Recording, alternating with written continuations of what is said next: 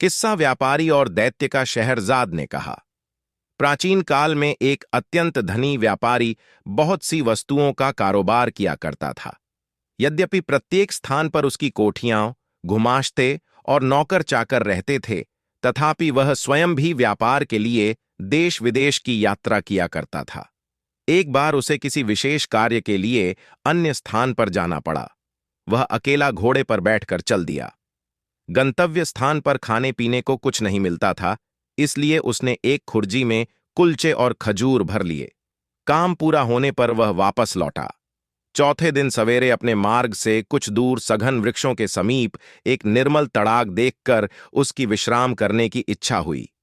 वह घोड़े से उतरा और तालाब के किनारे बैठकर कुलचे और खजूर खाने लगा। जब पेट भर गया तो उसने जगह साफ करने के लिए खजूरों की गुठलियां इधर उधर फेंक दीं और आराम करने लगा। इतने में उसे एक महाभयंकर दैत्य अपनी ओर बड़ी सी तलवार खींचे आता दिखाई दिया। पास आकर दैत्य क्रोध से गरज कर बोला, इधर आ, तुझे मारूंगा। व्यापारी उसका भयानक रूप देखकर और गर्जन सुनकर कांपने लगा और बोला, स्वामी, मैंने क्या अपराध किया है कि आप मेरी हत्या कर रहे हैं? दैत्य ने कहा, तूने मेरे पुत्र की हत्या की है, मैं तेरी हत्या करूंगा। व्यापारी ने कहा, मैंने तो आपके पुत्र को देखा भी नहीं, मैंने उसे मारा किस तरह? दैत्य बोला, क्या तू अपना रास्ता छोड़कर इधर नहीं आया? क्या तूने अपनी झोली से निकालकर खजूर नहीं खाए और उनकी गुठलियां इधर उधर नहीं फेंकी? व्यापारी ने कहा, आपकी बातें ठीक हैं, मैंने ऐसा ही किया है। दैत्य ने कहा, जब तू गुठलियां फेंक रहा था तो इतनी जोर से फेंक रहा था कि एक गुठली मेरे बेटे की आंख में लगी और बेचारे का उसी समय प्राणांत हो गया। अब मैं तुझे मारूंगा। व्यापारी बोला, स्वामी, मैंने आपके पुत्र को जानबूझकर तो मारा नहीं है। फिर मुझसे जो भूल हो गई है उसके लिए मैं आपके पैरों पर गिरकर क्षमा मांगता हूं।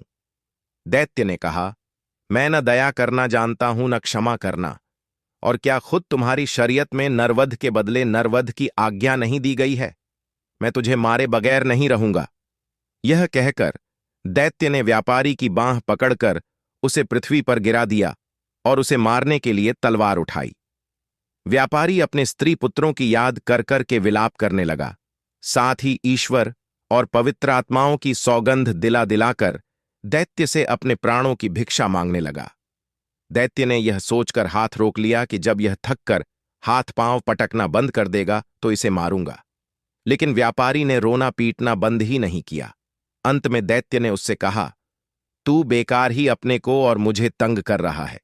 तू अगर आंसू की जगह आंखों से खून बहाए तो भी मैं तुझे मार डालूंगा। व्यापारी ने कहा, कितने दुख की बात है कि आपको किसी भांति मुझ पर दया नहीं आती। आप एक दीन निष्पाप मनुष्य को अन्यायपूर्वक मारे डाल रहे हैं और मेरे रोने गिड़गिड़ाने का आप पर कोई प्रभाव नहीं होता। मुझे तो अब भी विश्वास नहीं होता कि आप मुझे मार डालेंगे। दैत्य ने कहा, नहीं, निश्चय ही मैं तुम्हें मार डालूंगा। इतने में सवेरा हो गया। शहरजाद इतनी कहानी कहकर चुप हो गई। उसने सोचा, बादशाह के नमाज पढ़ने का समय हो गया है और उसके बाद वह दरबार को जाएगा। दुनियाजाद ने कहा, बहन, यह कितनी अच्छी कहानी थी। शहरजाद बोली, तुम्हें यह कहानी पसंद है? अभी तो कुछ नहीं, आगे तो और भी आश्चर्यप्रद है। तुम सुनोगी तो और भी खुश होगी। अगर बादशाह सलामत ने आज मुझे जीवित रहने दिया और फिर कहानी कहने की अनुमति दी तो कल रात मैं तुम्हें शेष कथा सुनाऊंगी, वरना भगवान के पास चली जाऊंगी। शहरयार को भी यह कहानी बेहद पसंद आई थी। उसने विचार किया कि जब तक कहानी पूरी न हो जाए शहरजाद को नहीं मरवाना चाहिए, इसलिए उसने उस दिन उसे प्राणदंड देने का इरादा छोड़ दिया। पलंग से उठकर वह नमाज पढ़ने गया और फिर दरबार में जा बैठा। शोक कातर मंत्री भी उपस्थित था। वह अपनी बेटी का भाग्य सोचकर सारी रात न सोया था। वह प्रतीक्षा में था कि शाही हुक्म हो तो मैं अपनी बेटी को ले जाकर झल्लाद के सुपुर्द करूं। किंतु उसे यह देखकर आश्चर्य हुआ कि बादशाह ने यह अत्याचारी आदेश नहीं दिया। शहरयार दिन भर राजकाज में व्यस्त रहा और रात को शहरजाद के साथ सो रहा। एक घड़ी रात रहे, दुनियाजाद फिर जागी और उसने बड़ी बहन से कहा कि यदि तुम सोई नहीं तो वह कहानी आगे कहो। शहरयार भी जाग गया और बोला, यह ठीक कहती है, मैं भी व्यापारी और दैत्य की कहानी सुनना चाहता हूं। तुम कहानी को आगे बढ़ाओ। शहरजाद ने फिर कहना शुरू किया। जब व्यापारी ने देखा कि दैत्य मुझे किसी प्रकार जीवित न छोड़ेगा, तो उसने कहा, स्वामी, यदि आपने मुझे वध्य समझ ही लिया है और किसी भांति भी मुझे प्राणदान देने को तैयार नहीं है, तो मुझे इतना अवसर तो दीजिए कि मैं घर जाकर अपने स्त्री पुत्रों से विदा ले लूं और अपनी संपत्ति अपने उत्तराधिकारियों में बांट आऊं, ताकि मेरे पीछे उनमें संपत्ति को लेकर लड़ाई झगड़ा ना हो। मैं प्रतिज्ञा करता हूं कि यह सब करने के बाद मैं इसी स्थान पर पहुंच जाऊंगा। उस समय आप जो ठीक समझें वह मेरे साथ करें। दैत्य ने कहा, यदि मैं तुम्हें घर जाने दूं और तुम वापस ना आओ, फिर क्या होगा? व्यापारी बोला, मैं जो कहता हूं उससे फिरता नहीं।